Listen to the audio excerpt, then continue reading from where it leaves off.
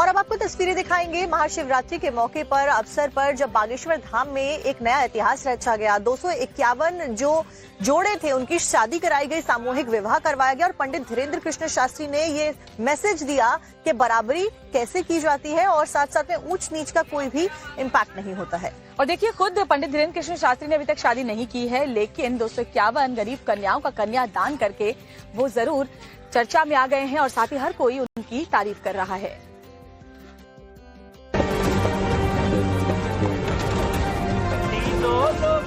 जो है नाथ, उसके नाथ की शादी है।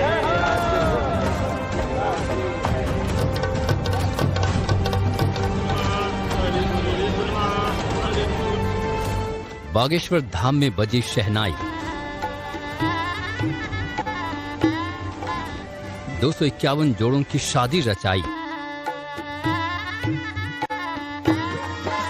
बाबा बागेश्वर ने बना दी जोड़ी। राष्ट्रपति भी आशीर्वाद देने पहुंची। एक नहीं दो नहीं सैकड़ों दूल्हों की बारात, घोड़े पर मानो दूल्हों की फौज हो। महाशिवरात्रि के दिन बागेश्वर धाम का नजारा कुछ अलग ही था। ढोल नगाड़ों के साथ दूल्हों की जब बारात निकली तो लोगों की नजरें ठहर गईं।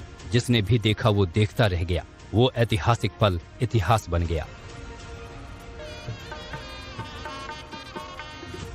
महाशिवरात्रि के मौके पर बागेश्वर धाम में सामूहिक विवाह का आयोजन किया गया।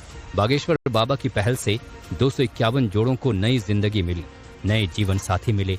एक दूजे के होने के बाद वो काफी खुश नजर आई। मैं करेली नरसिंहपुर प्रदेश से हूँ और यहाँ पे जो कार्यक्रम हो रहा है वो बहुत ही अच्छा है।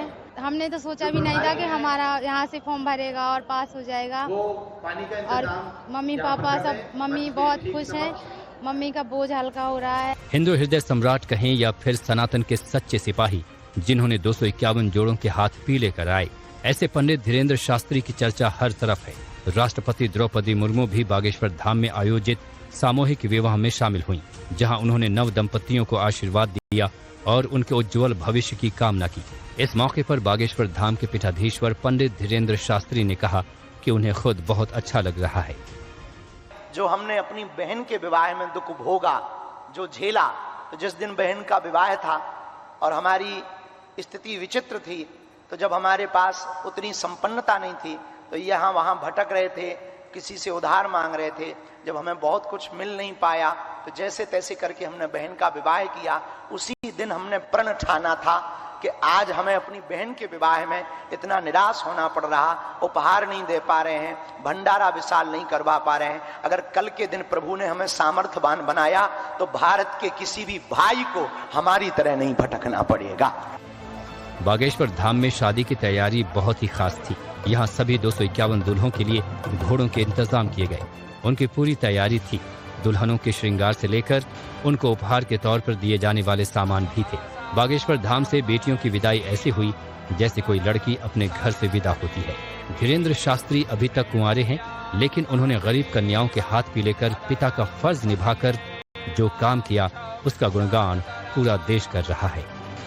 महाराज जी का संकल्प था कि जो हरिजन समाज के लोगों को आए दिन सताया जा रहा है, इन सब चीजों से जो छोटी मानसिकता के लोग ये चीजें फैला रहे थे, ये भी धीरे धीरे करके खत्म होंगे।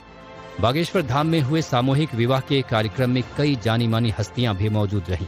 क्रिकेटर वीरेंद्र सहवाग, रॉबिन उथप्पा और अभिनेत्री उर्वशी रौतेला भी पहुंची और उन्होंने बाबा बागेश्वर की पहल की जमकर तारीफ की।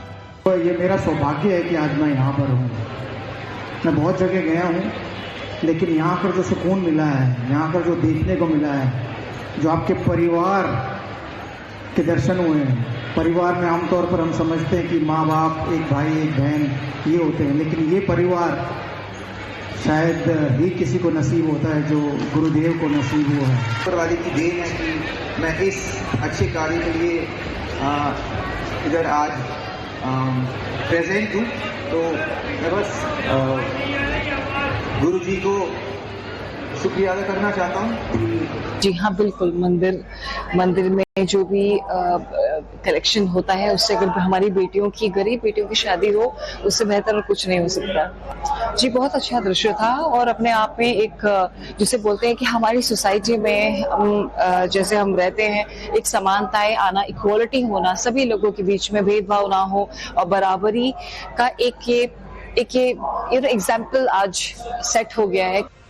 बागेश्वर धाम में हुए इस पुण्य काम में बीजेपी सांसद और गायक मनोज तिवारी भी पहुंचे थे, जहां उन्होंने अपनी आवाज का जादू बिखेरा। धाम और पंडित धीरेन्द्र शास्त्री की पहल दूसरे सामाजिक संगठनों और मंदिरों के लिए एक संदेश है, जिससे न सिर्फ गरीब और आर्थिक रूप से कमजोर लोगों को मदद मिल सकती है, बल्कि उनकी जिंदगी को नई दिशा दी जा सकती है।